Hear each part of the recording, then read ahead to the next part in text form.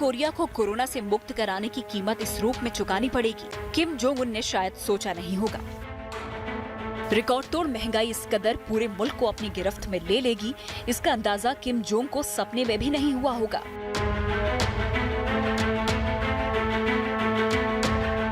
खाने के सामान, खाद्य और ईंधन के लिए उत्तर कोरिया पूरी तरह चीन पर निर्भर है। लेकिन कोरोना महामारी का खौफ किम जोंग पर ऐसा हावी हुआ कि उसने पड़ोसी देशों के साथ अपने देश की सीमाएं बंद कर दी। लिहाजा चीन के साथ उसका व्यापार खत्म हो गया।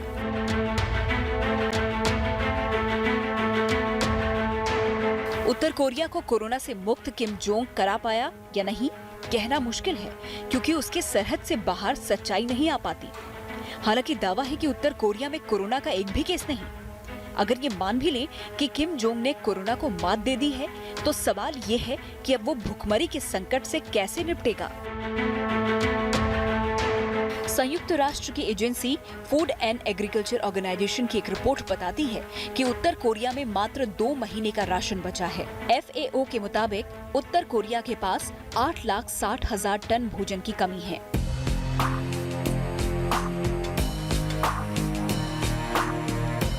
अनाज संकट का असर ये हुआ कि महंगाई बेलगाम हो गई। खाने पीने की चीजों में बेतहाशा बढ़ोतरी हो गई।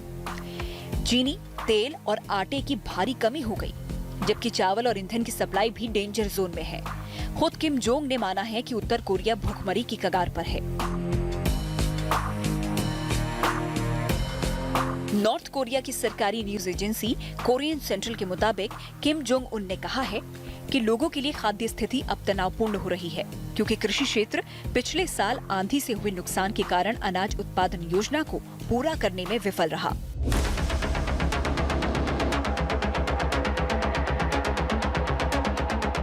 कोरियन सेंट्रल की रिपोर्ट के मुताबिक खाद्य संकट इतना तगड़ा है कि खाने पीने की चीजों के दाम काफी ज्यादा बढ़ गए हैं।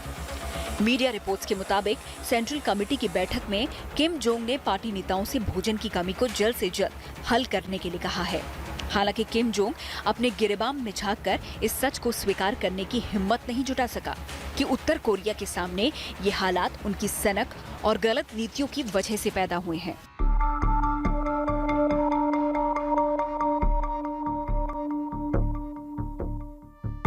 हाल ही में दक्षिण कोरिया के think tank Korea development institute ने भी ये जानकारी दी थी कि उत्तर कोरिया में 1.2 मिलियन टन खाद्यान्न की कमी है। द टेलीग्राफ की रिपोर्ट के मुताबिक बड़ी संख्या में ऐसे लोग हैं जिन्हें 2 वक्त की रोटी भी समय पर नहीं मिल पा रही। रिपोर्ट में आशंका जताई गई है कि खाद्यान्न की कमी के चलते लाखों लोगों की मौत हो सकती है। उत्तर कोरिया में नरसंहार रोकने के अभियान से जुड़े राइट्स एक्टिविस्ट यंग चाई सांग के मुताबिक हमें जानकारी मिल रही है कि लोग भूखमरी के शिकार हो रहे हैं और मर रहे हैं।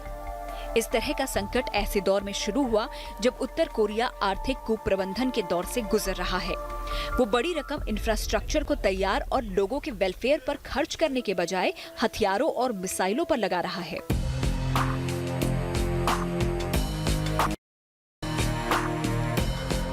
हालात इस कदर गंभीर हो गए हैं कि पेट की भूख मिटाने के लिए लोग अपने घरों का सामान तक बेचने को मजबूर हैं। रिपोर्ट्स के मुताबिक नॉर्थ कोरिया में बीते साल 4 मिलियन टन अनाज का ही उत्पादन हुआ है, जबकि उसके लिए अपनी आबादी के हिसाब से 5.2 मिलियन टन अनाज की जरूरत थी। इस लिहाज से 26 मिलियन आबादी का पेट भरने के लिए उत्तर कोरिया को 1.2 मिलियन टन अनाज की जरूरत है।